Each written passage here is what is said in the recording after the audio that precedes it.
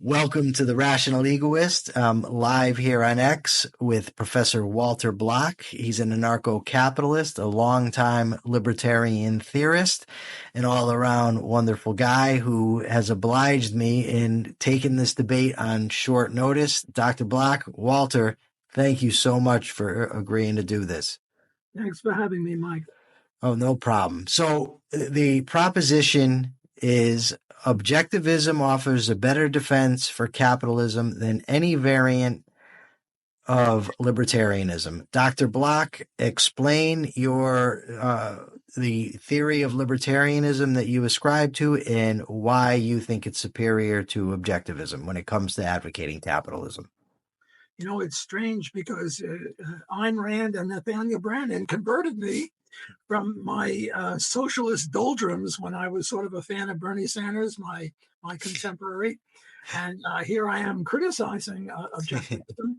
But I agree with 99.9% of objectivism, at least on political economy. I'm not so sure about aesthetics. I mean, I like Mozart and Bach, and she like Rachmaninoff, but that's a different issue. But in terms of political economy, I don't see that much difference. The only difference that I see is anarcho-capitalism, not anarcho-socialism. I'm not a socialist, except on the voluntary side. If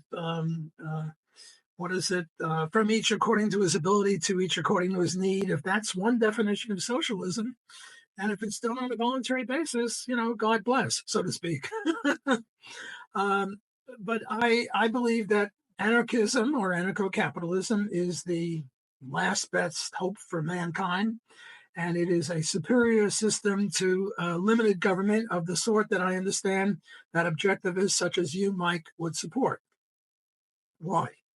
Well, let me start off with a quote from one of my favorite philosopher economists, Thomas Sowell. And what Thomas Sowell says, and by the way, he is a minarchist, not an anarchist. It's hard to imagine a more stupid or a more dangerous way of making decisions than by putting those decisions in the hands of people who pay no price for being wrong. We know why we want to privatize the post office and the sanitation department and the fire department and these other government institutions. Why?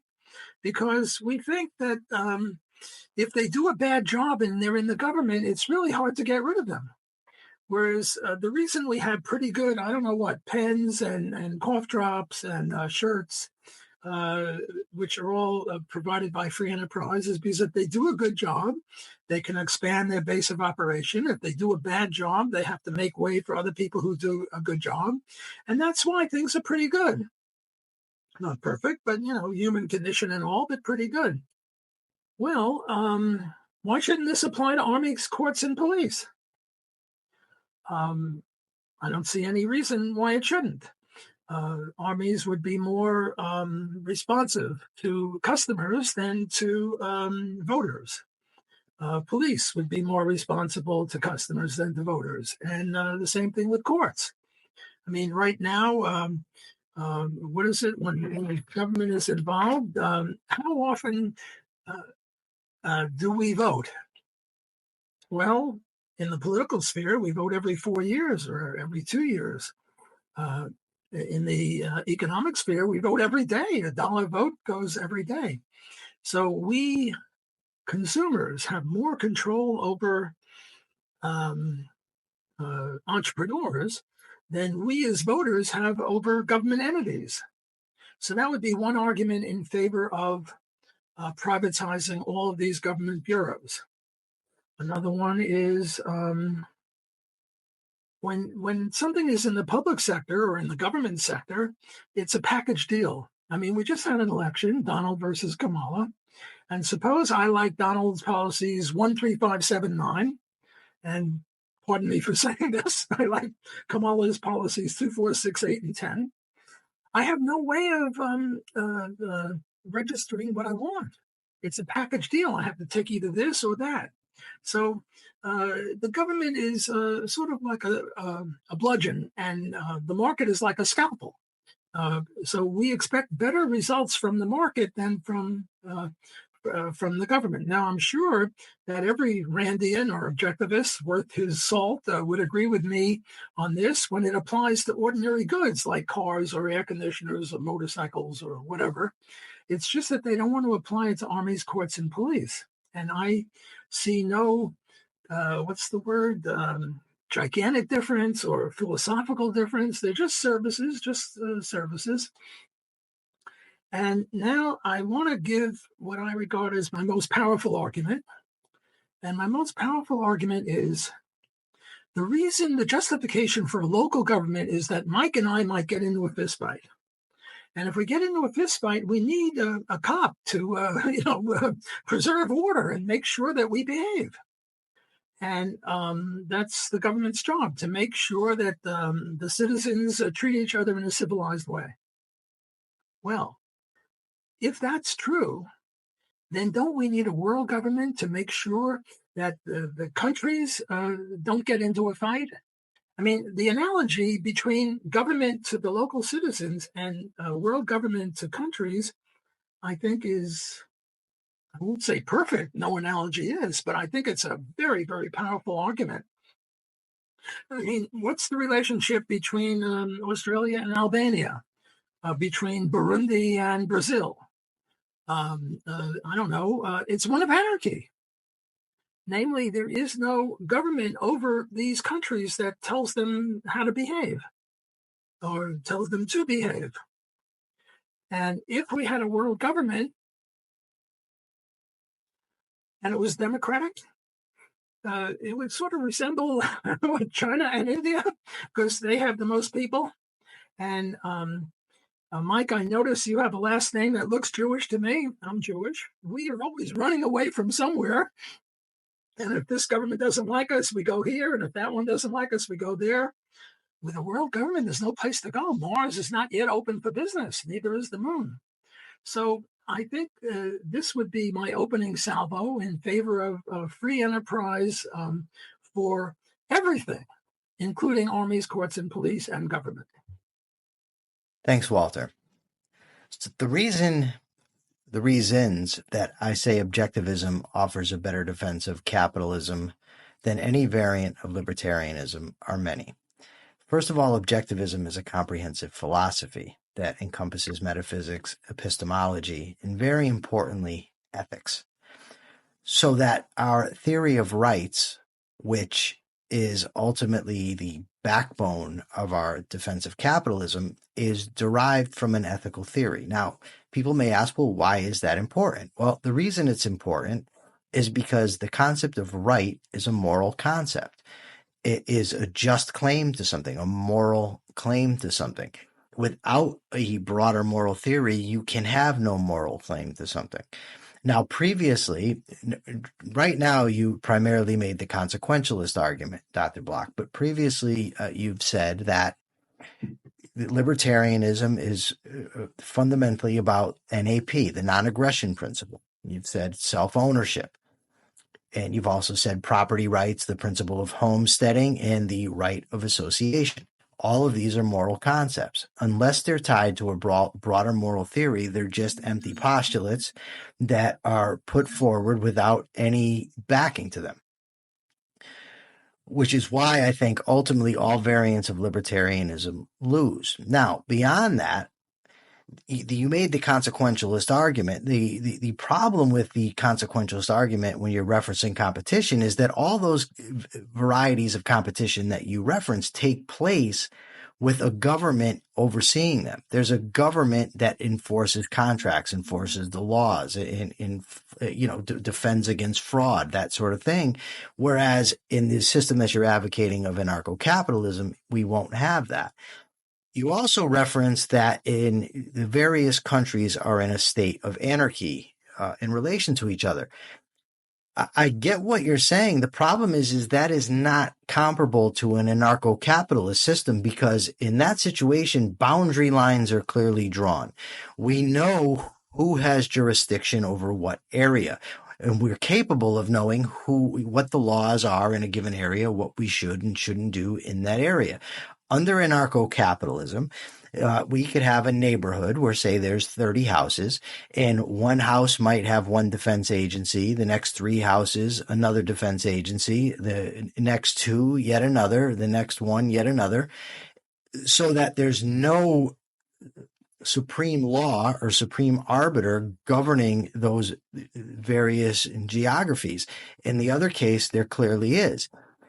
Perhaps the most powerful argument for objectivism, however, is the moral vision that it offers. I mean, when I put forth the ethical theory and debate it, oftentimes it's just dry, and we can explain life is the theory, or rather, life is the standard of value, and I can list the virtues and explain how it leads directly to the principle that initiation of force is wrong. But ultimately, objectivism offers moral fuel. It offers entrepreneurs, capitalists, the recognition and the fuel that they need to know that they're right, to know that what they're doing is good when they produce things, when they work hard, when they achieve. And as we're talking about what's the best advocacy for capitalism, the moral vision is what attracts people. This is why, if you look at Hans Hermann Hoppe or Murray Rothbard's variant of anarchism, they have far more adherents than, say, David Friedman's type of anarchism. Dr. Friedman offers predominantly a consequentialist view. That doesn't attract adherence the way that a moral vision does. And objectivism offers a far superior moral vision because it happens to be correct, whereas libertarianism starts with their moralizing at politics. And with that, I'll turn it back over to my esteemed interlocutor. Okay, thanks, Mike. I think you're making a very good defense of the objectivist theory, and I congratulate you on that. Thank you. Let me comment. I think that you're right. That mainly what I said was consequentialist. I thought that would be a good way to start because a lot of people are interested in the consequences. But you're quite right to, I wouldn't say upgrade me, but to remind me that there's more to it than consequentialism. And I think that libertarians and objectivists adhere to the non-aggression principle and the private property rights based on homesteading, which means that this is another undermining of the case for government, because the government is a compulsory institution. They say, in effect, pay taxes, and we will be the monopoly of, say, the United States or Canada or Mexico or whichever country we're talking about. But they start off by first demanding that we pay taxes, and secondly, not allowing competition with them for the service of protection and adjudication. So we have 2 moral strikes against the government. You talk about morality. Now, it's true that the objectivists have got much more of a wide-ranging view of morality than libertarians. Well, there are thick libertarians of the right and the left that have more ethical views than I think they should. I'm a thin libertarian. I wish I were thinner personally, but I'm very thin philosophically. And the idea here is that we just adhere to the non-aggression principle and the private property rights based on homesteading and free association. That might be, say, the 3 foundations of libertarianism. And according to that, government is ruled out of court, so to speak, because it violates the non-aggression principle. It tells you pay taxes whether you like it or not. The story I like to tell is that there's somebody in Ohio in 1775, and somebody from the U.S. government comes out there in maybe Western Pennsylvania or Ohio, and he says, hey, we just started this government. It's called the United States government. And the guy in Western Pennsylvania or Ohio says, oh, that's wonderful. Good. We'll trade. We'll be neighbors. We'll be friendly. He says, you don't understand. You're part of it. And the guy in Ohio says, what? I'm not a joiner. I don't like to join anything. What was it? Groucho Marx said, I wouldn't join any group that would have me, and you're willing to have me, so I can't join you. But they're going to compel him to join. what's that? That's not moral. That's the initiation of violence. Okay, the next thing you say, yes, well, private pens and air conditioners and motorcycles are under the aegis of government. Well, that's true, except for international trade. There's no one government that rules because there's anarchy between governments. Thank goodness. Otherwise, they would be world government. Now, you make an interesting point. You say, well, if I could put words in your mouth, think of houses. Feel free. 6, 7, 8, 9, 10. And defense agency is defending, defense agency A is defending house 1, and defense agency 2 is defending house 2, and defense agency 3 is and we have chaos. And our friends who are critical of anarchism use the word chaos against us. But this argument can be used against private sanitation or private fire departments. Because again, you have houses 1 through 10, and one fire department does this one, and one fire department does another one, and then the sanitation department skips over. Well, this is not a very powerful argument because if there are economies of scale, probably the whole row of houses, especially if it's a condo unit, would hire one fire department or one sanitation department. Now, you do mention an interesting point about attractiveness. And I ask, and here you have an excellent point. Not a perfect point, but an excellent point. What you say is objectivism attracts more people because it has its moral scheme. I would say, I ask myself, who is responsible for converting the most people to libertarianism? And here I include objectivists as libertarians. I know Ayn Rand dismissed us as hippies of the right, but for all intents and purposes, I mean, to an outside socialist, I mean, there's no difference between us. We're both crazy.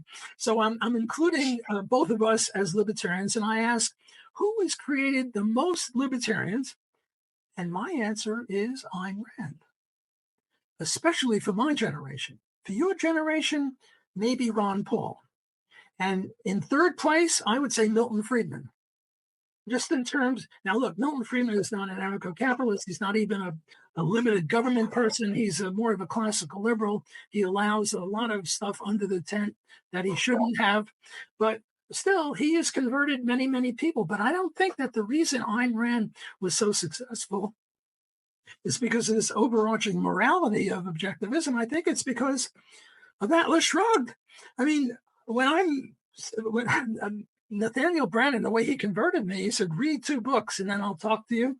One was Atlas Shrugged, the other was Economics, and One Lesson by Henry Hazlitt. And I couldn't put Atlas Shrugged down. I mean, it's 1,200 pages of teeny tiny print. It's just magnificent. So I think that's why objectivists are so successful, not because they have this overarching morality, which libertarians don't. All we have is non-aggression principle, free association, and private property rights based on homesteading. Our version of libertarianism is only a little slice, like a pizza slice of morality, namely, what is just law? And just law is, no murder, rape, theft, and that's about it. Now, I want to address myself to another issue of this idea of how can we get coherence? And I'm going to mention that there are 5 people, A, B, C, D, and E. And A and E get into a dispute, whatever the dispute is, property rights, he hit me first, I hit him, whatever. And A says, well, let's go to private court B. And he says, what, private court B? That's your mother. And then and then E says, let's go to private court D. D is in David. And A says, what? D, that's your brother. And they each go to their own court. Now, there are 4 possibilities. One possibility is that both courts, B and D, side with A. And by the way, when you go to a private court, you're obligated yourself by contract to adhere to whatever they say. And each private court's also got a little police force to uphold what they say. So one possibility is that B and D both support A, in which case there's no problem. Another possibility is B and D both support E. Again, no big problem.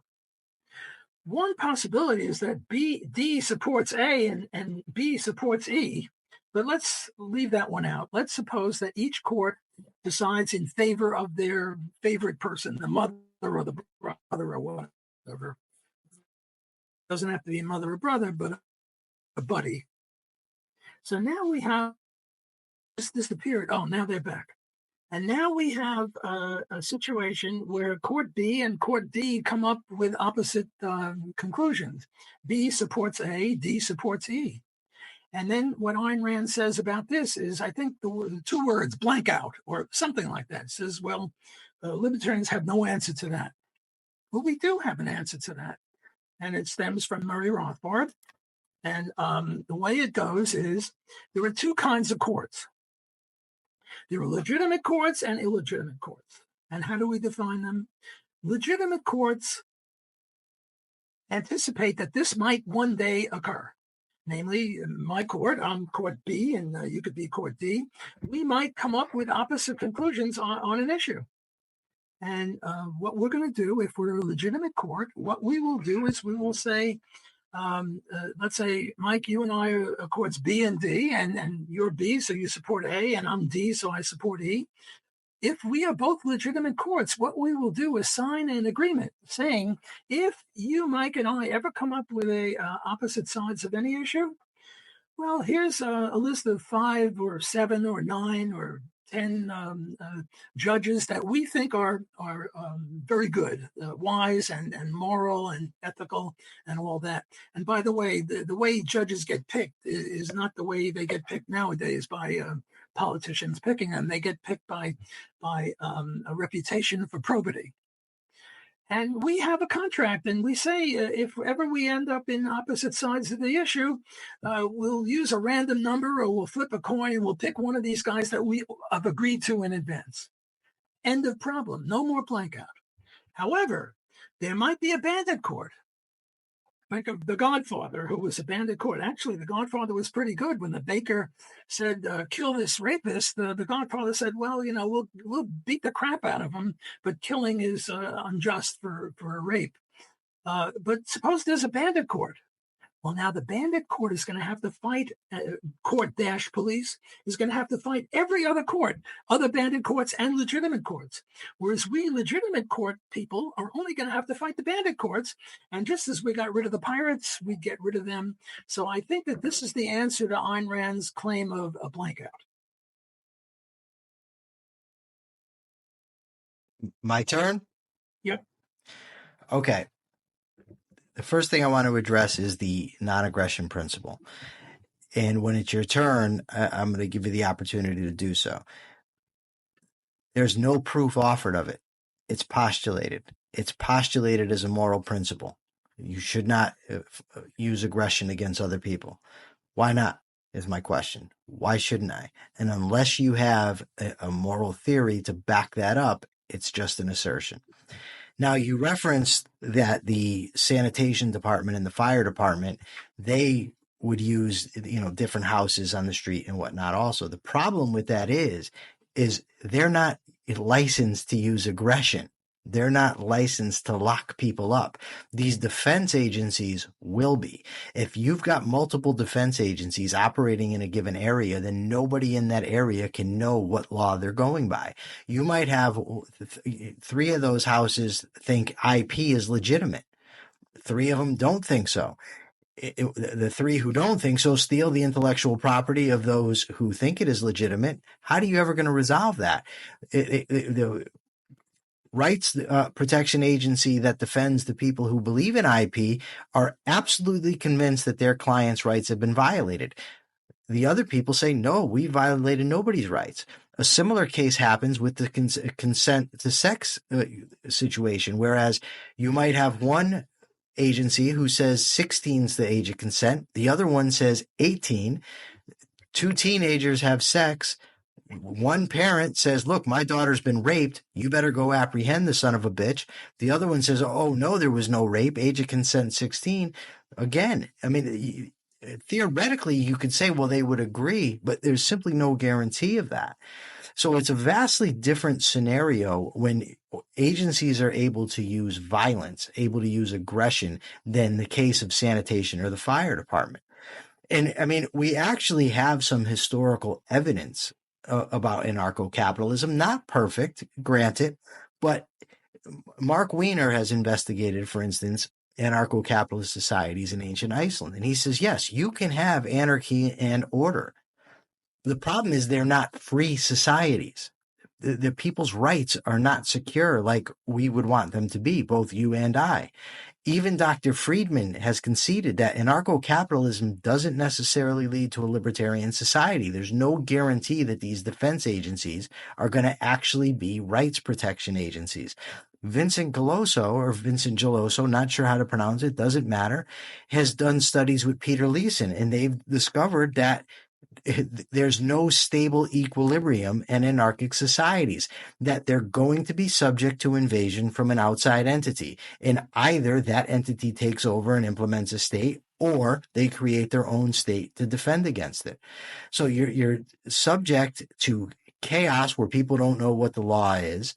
You're also subject to foreign invasion. But a real problem also is the fact that you minimize the idea of a criminal organization, and you're right to pick out the mafia, because that's what the mafia is. It's a defense agency for crooks. Now, when we had the mafia in this country, it took the large boot of the federal government to root them out and to put a stop to them. By and large, put a stop to them anyways. But in your situation, you have different defense agencies. So when you have these different defense agencies, unless they all group together, but if they do that, it's hard for me to see how that's not a government. You've got a group of defense agencies all operating to go after the bad guys. The last point I want to make is you said that the government necessarily implements taxation. Now, in preparation for that very claim on your part, I actually got some definitions here. So way back to the 1760s, Dr. Samuel Johnson defines government as a form of a community with respect to the disposition of the supreme authority and an established state of legal authority. Noah Webster, 1828, says government is the exercise of authority, direction, and restraint exercised over the actions of men in communities, societies, or states, the administration of public affairs according to established constitution, laws and wages, or arbitrary edicts. And modern Webster's defines it as the body of persons that constitutes the governing authority of a political unit or organization. So within that, there is nothing that entails that governments have to tax. If you had a government that was voluntarily funded, as long as it has a monopoly on retaliatory force in a given geographic area, you have government. That's the only government that I would fully support and morally argue is legitimate. And with that, I turn it back over to Dr. Block, and I just want to remind you that my first point had to do with the non-aggression principle and it not being validated or proven within libertarian theory. Okay, again, I compliment you on doing an excellent job in articulating your side of this debate. And it's a pleasure to interact with a person who is making sense. So I compliment you on that. Rather than a schizophrenic Dr. Seuss? We certainly wouldn't count that. You ask, from whence springs the NAP? From whence springs the non-aggression principle? And one answer is, it's obvious. This is what civilization is all about. If I could just punch you because I don't like the cut of your jib, that's not civilized. So one answer, I think it's a decent answer, is it's just obvious. And if you don't see it, then what do they say? What's that joke? Do you know the difference between a bathroom and a living room? And if you say no, I say, don't come to my house. And the other answer would be, do you know the difference between initiation of violence and defense? And if you say no, I say don't get into political economy. Well, it's obvious. Civilization, I mean, it's barbaric to use violence against innocent people. So that's one answer. Another answer is, and I'm surprised you didn't mention it, Ayn Rand's answer, namely A is A. Now, don't ask me how she gets from A to A to the non-aggression principle, but she believes in the non-aggression principle. And she starts off with A is A, and then she goes from some convoluted logic that I never could follow. But that's one justification. Another justification is in the Bible, it says so. Well, I'm not a big fan of that because I'm an atheist, but as are, I think, all Randians. So we are commonality there.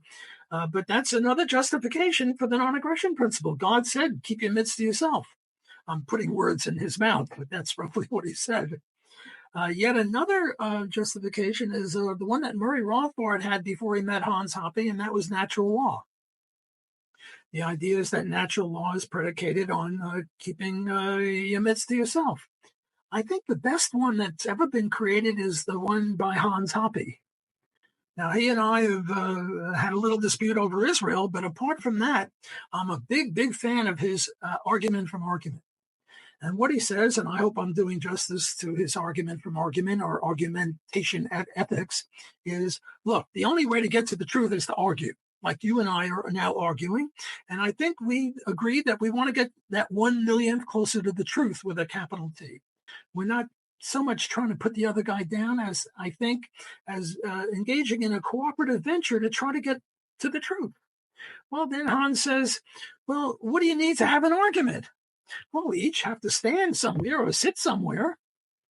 And that's private property rights. And then, you know, if I pull a gun on you and here's my gun, my finger, and I shoot you and I win, that's not winning the argument. That's not arguing. So therefore, the non-aggression principle. Now, this is a 1-minute version of argument from argument, but I think it's a very, very intellectually powerful. Okay, I wanted to get on to some other points that you make. One is you said taxes are not necessary. Well, how does the government, finance the armies and the courts and the police? Well, Ayn Rand said it would be through voluntary payments, or maybe they'd have a lottery. But why should the government have a competitive advantage in making lotteries over the lottery people? I think that a government without taxes is problematic. But then you said that the only thing that's necessary is that it's a monopoly in a given area. But a monopoly means that if I want to set up my own competing defense agency, you'll put me in jail. But I didn't violate the non-aggression principle. I just went around to people and said, hey, government, you know, whenever you want a policeman, he's not there. The government is inefficient. The Walter Block Defense Agency is the way to go. And I get some clients. And now you put me in jail? Well, that's a violation of rights. And then another very important issue is secession. The east part of the country wants to secede from the west part of the country. Well, if the government has a monopoly in the geographical area, then you can't have secession. But secession is part of free association. And remember, we said there are really three principles of libertarianism. One is the non-aggression principle, one is private property rights based on homesteading, and the other is free association. Well, I no longer want to associate with you, Mike. You're in the western part of the country. I'm in the eastern part of the country. I say bye-bye. We'll be friends. We'll trade. But I'm setting up a new country. And if you have a monopoly, I can't do that. But we should really have secession rights. And now down to the individual. You know, we anarcho-capitalists are not really against government. We want to have 8 billion of them, namely one for each person, assuming there are 8 billion people now. Namely, each person should be sovereign. Nobody should be compelled to look up to someone else for anything. Everything should be voluntary. All interaction should be voluntary. And government, when it gets taxes or when it insists upon a monopoly is a bad thing. not monopoly of the sort that IBM had or anything like that, but a monopoly of coercion is very bad monopoly.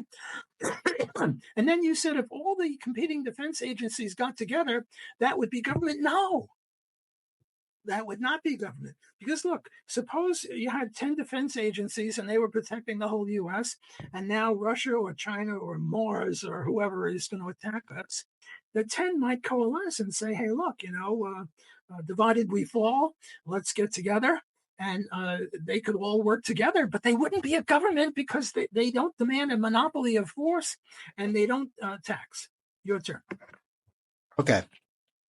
The first is the NAP. Now, I asked you for a proof or validation. Now, you did a slight sleight of hand. I don't think you did it intentionally, but you changed it to justification. Your first one was, well, I could just say it's obvious. And I would say it's obviously not the case that it's obvious, because governments initiate force all the time, and nobody, well, not nobody, but most people don't seem to have a problem with it. And even if it were the majority opinion, that still wouldn't render it true. That would just mean a majority of people buy into it. But also, as one of the commenters here on the side said, many people think that you can initiate force for the greater good, that makes it okay. So it's not so obvious. As far as Rothbard demonstrating it, well, yeah, Rothbard says it's natural law. He doesn't prove it. What Rothbard does is bastardizes Ayn Rand's argument, doesn't give her credit for it, and then asserts it as a proof. But it's anything but. I've read Ethics for Liberty. He doesn't do he doesn't do what is claimed. He does not prove the non-aggression principle. Christianity, you conceded yourself, is fallacious, so that couldn't possibly be a justification. And as far as Hoppe goes, his argument that by the very fact that you argue implies ownership, well, what if I don't argue? What if I just break someone's face? I mean, because I didn't argue, I'm not in a performative contradiction. You can't tell me that I am. So therefore, I've done nothing wrong. But beyond that, the very concept of ownership entails property rights. In order to have rights, you have to have morality, because right is a moral concept. Hoppe starts at self-ownership from argumentation. We don't have time to get into a full debate about it. For anybody who wants to see my refutation of argumentation ethics, I recommend you watch my debate with Stefan Kinsella on this very issue.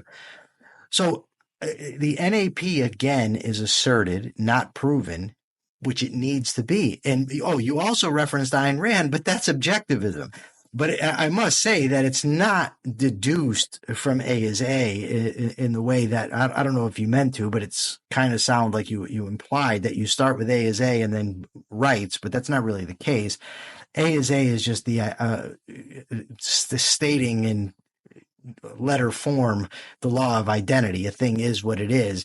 That's the base of knowledge. It doesn't mean that you're deducing from it to arrive at conclusions, but that would be objectivism anyway. So I'm back at that. Libertarians have not justified the NAP. Now, a government, if it's privately funded but through voluntary means, now you said that you can't see how it would work, and you referenced the idea of a lottery. But a government can have a lottery and not ban private enterprises from running a lottery. And it's possible that people might give to that lottery, buy from the government because they know that it's supporting the things that they agree in. And also, it should be noted that under this type of government, it's going to be much, much cheaper. You're talking about police, courts, national defense. You're not talking about funding the mating habits of aardvarks, wherever aardvarks are. So it's going to be much, much cheaper. Now, you raise what, in my view, is the strongest objection that anarcho-capitalists have against objectivism, and that is the Roy Childs argument. The idea that you cannot prevent, by preventing competing defense agencies, you are initiating force and you are violating the very principle, so you would have to allow for anarchy. I believe he actually said that objectivism implies anarchy. The problem with that is it assumes that the objectivist ethics and the objectivist theories of rights is some sort of deontological rationalism where you have a duty at all times to act in a certain way. For instance, like as Kant says, you tell the truth even if it's to a kidnapper or a burglar or some such thing as that. But we have to get back to what the point of what we're talking about. The entire point is we want rights to be secure. And if we have a government that's not operating by compulsory taxation, that is limited solely to defending the rights of its citizens, and a group of people rise up and say, we want to compete with that government, the risk of rights violations occurring under that situation is so great that I would say it amounts to an implied initiation of force, and the government is right in preventing it. And by the way, I would argue the same thing. If you had an anarcho-capitalist society and rights were secure, as secure as they can be, they're never completely secure under any system. But if rights were as secure as they can be under an ANCAP society, and some group came along and said, we want to start a state, the ANCAPs would be right to prevent that from happening, and they wouldn't be initiating force, because the whole purpose is the defense of rights. That's what we're trying to get at. So a government that all it does is protect rights, perfectly legitimate in stopping an anarcho-capitalist system from arising, because we actually have logic and the empirical evidence to demonstrate that such a system will not be a protection of rights. And a hypothetical I can give you, I can go on for days with these hypotheticals, but if you had a situation where you have a fight in a neighborhood, one guy jumps on another guy, he's beating him up. You have multiple neighbors down the street looking out their windows. If each has their own defense agency, and each of the participants has their own defense agency, what cops do they call? Who do they call? One guy calls his defense agency, another guy calls his, another guy calls his, and another guy calls his. Meanwhile, the guy who did the attack, he might be getting his ass kicked now. He reaches down, grabs his phone, calls the cops, and says he's being attacked. He calls his defense agency. All these defense agencies show up. Who has authority? We don't know. And this can happen over and over again. And what if somebody simply says, I'm not going to join any defense agency, and he commits assaults? If the act of retaliatory force against somebody who says they belong to another defense agency would be the initiation of force unless he consents, then using force against him would be the initiation of force, because he's not consenting. He could basically be a free agent criminal, or he can band together with a bunch of his buddies and form a mafia, and they could have their own defense agency. There's simply too much empirical evidence. There's too much of a logical argument against anarcho-capitalism rendering rights secure.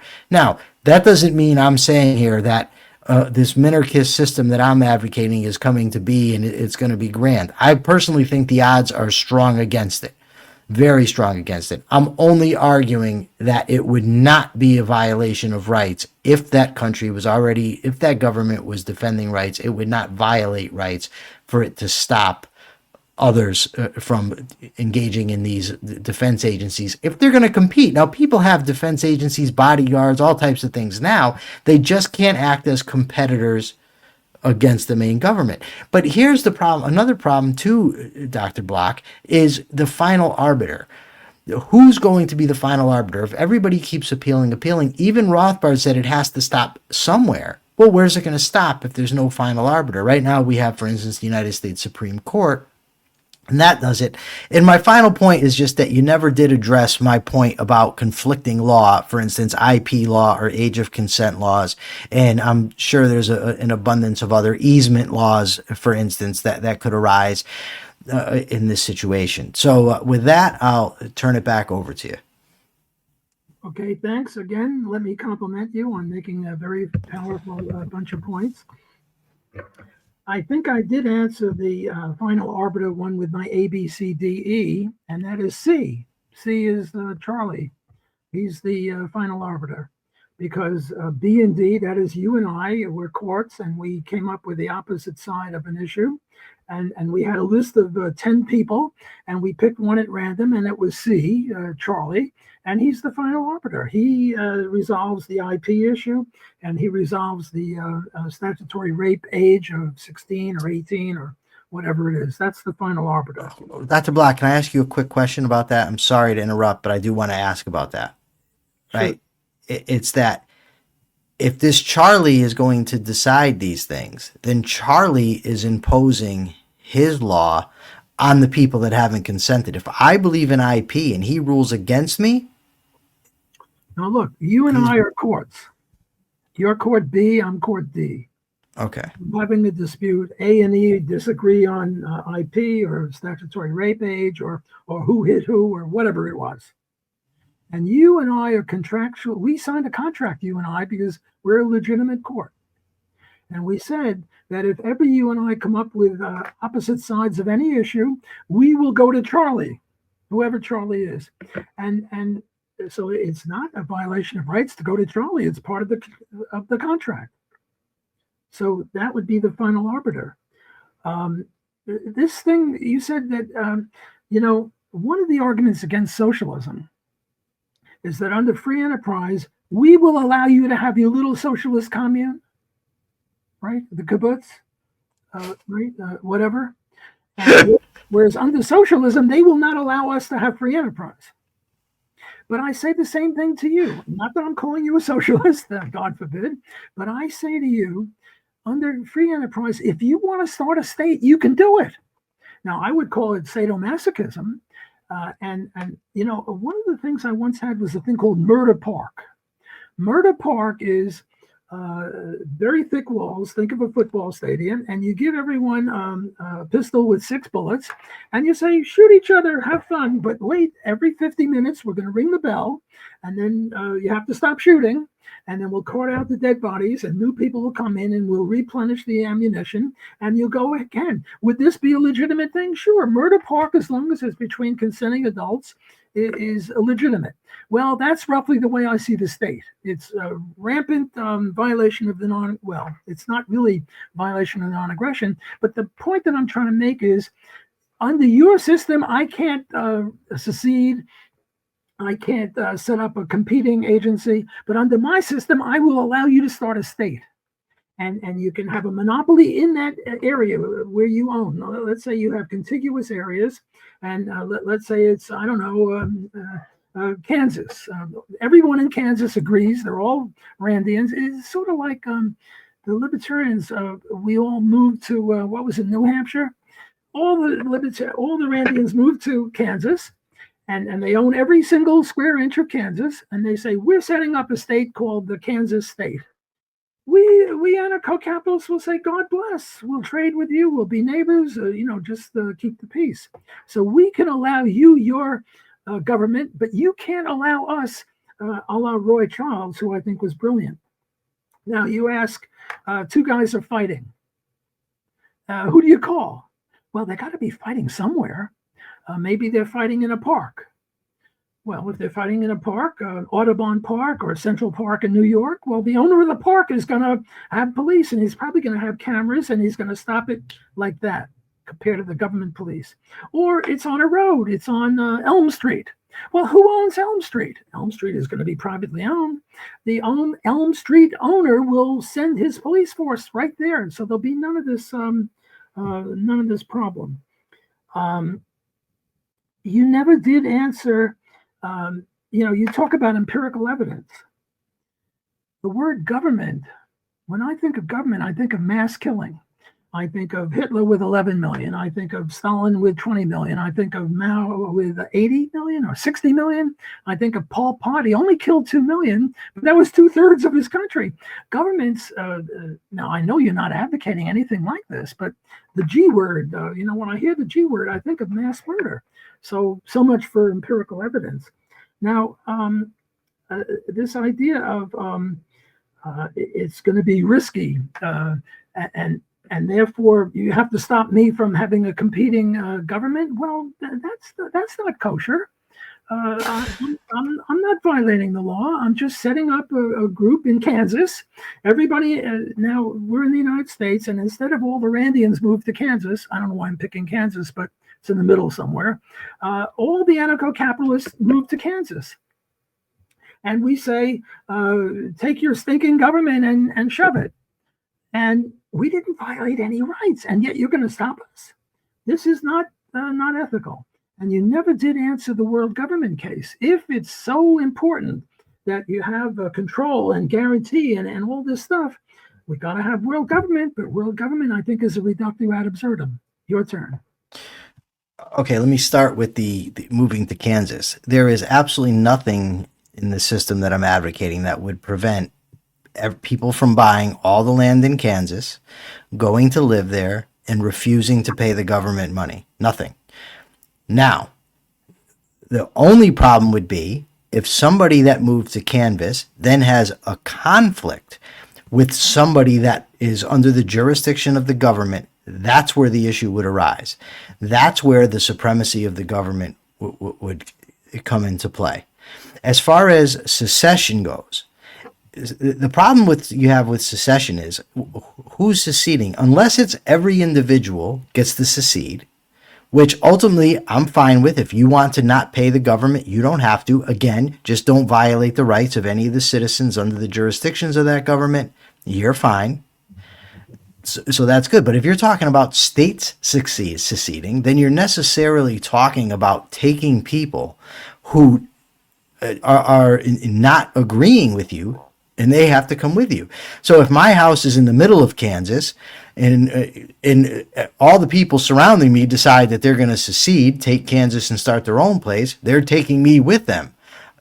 That's violating my rights. That's taking me and making me be a part of something. Again, there's no compulsory taxation. Nobody has to pay it. All they have to do is refrain from violating the rights of other people. Of course, you're absolutely correct that the history of governments is horrible. The history of human beings is horrible.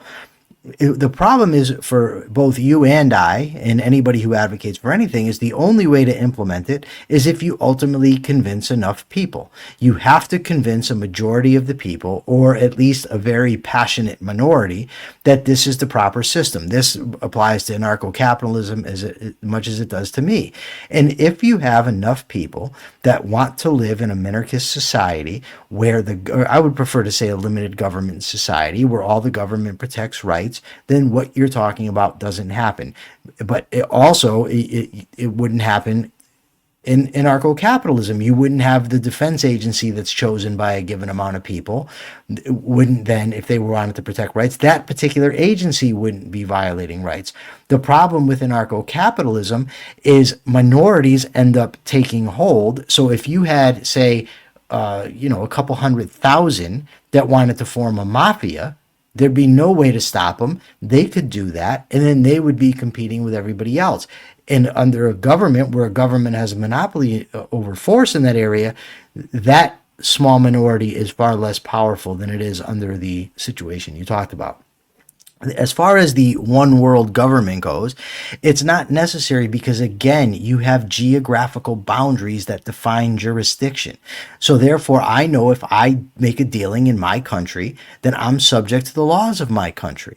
That's fine, and so do the other people I know that are in other countries. They're subject to the laws of their country. When I import a product, I know that I have to import a product that's kosher with my country.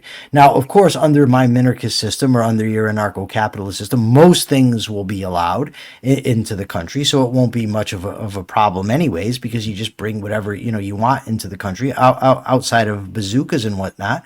But that gets into another point about the risk principle that I mentioned earlier. Under the NAP, there's nothing you can do.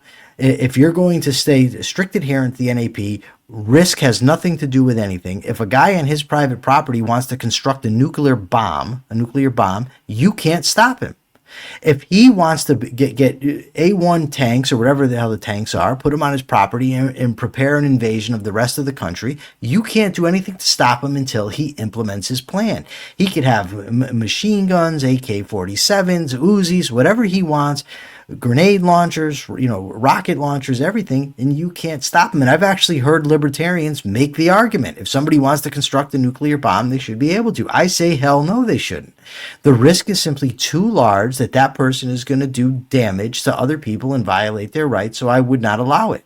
And I wouldn't say that that's an initiation of force. I would say it's an act of defense because the risk is so high. Similar to drunk driving laws. A person that drives drunk doesn't necessarily crash every time. I've driven drunk when I was young hundreds of times and never crashed. But the risk is so high that I would say it's then okay to outlaw it.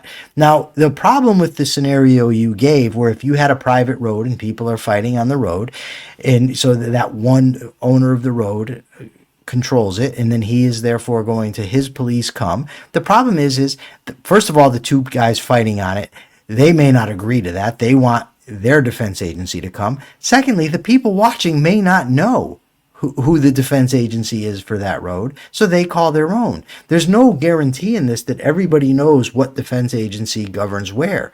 That simply, it doesn't happen that way. There's just no guarantee of it.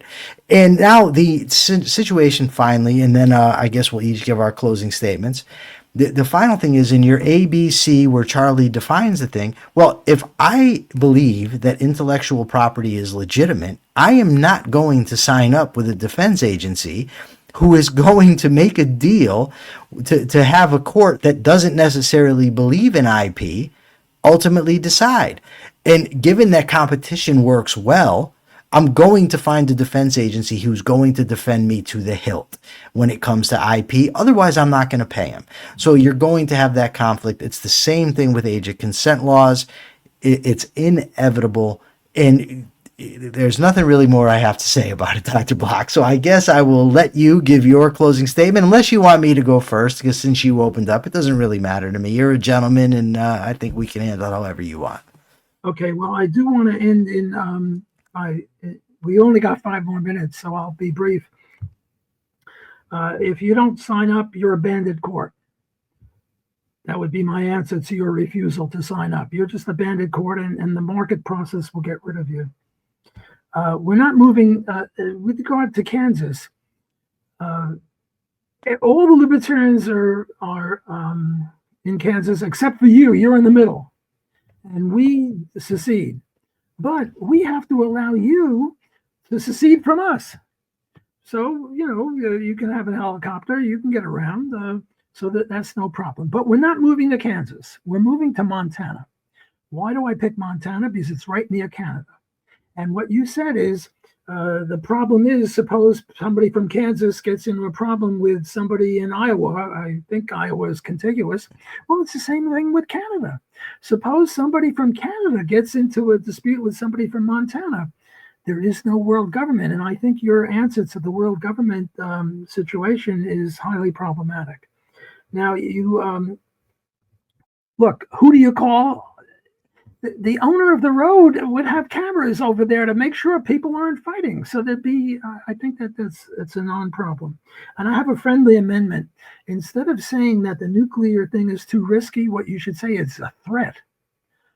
Friendly amendment, just on language. Go with it.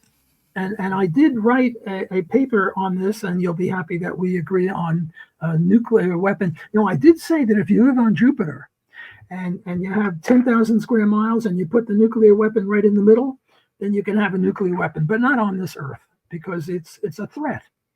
I think that in closing, I just want to say that I'm very grateful to you for your gentlemanly way of conducting it, and I hope that I've reciprocated fully in that regard.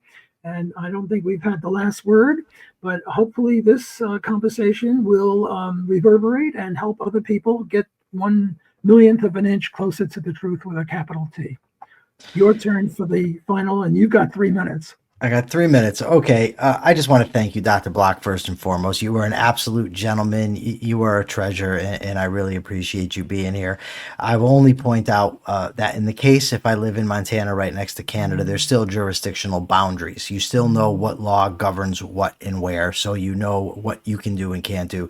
There's somebody over here saying that in the comments, well, there's no legal order guarantee that different countries will respect the jurisdiction of other countries. There isn't. The problem is when you have a government, you have an army, you have a national defense that protects your jurisdiction. And that it doesn't always stop wars. We still have, plenty of them, but we certainly don't have wars with Canada or Mexico. But with that, Dr. Block, thank you for a spirited discussion. You pushed me very well. I hope I did the same for you. It's been an absolute pleasure. I plan on uploading this to YouTube. I don't know when, but when I do, I will get you a link, and I hope everybody here will pass it around. Thank you so much. My pleasure. I look forward to our next interaction. Absolutely. Thank you so much. Take care. Take care. Bye. Take care, Dr. Wally.